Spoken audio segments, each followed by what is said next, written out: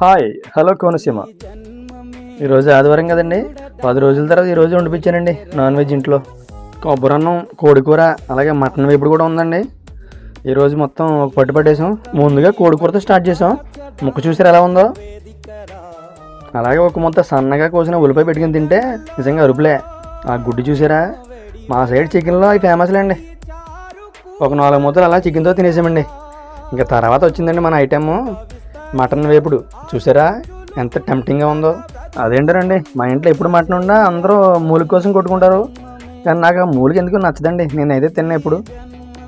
అలా మెత్తగా ఉడికిన ముక్కలు కలుపుకుని ఒక 4 ముద్దలు తినేసానండి. ఆ ముక్క చూడండి, నెల్లూరు స్టైల్లో చెప్పాలంటే కథక్కన ఉంది.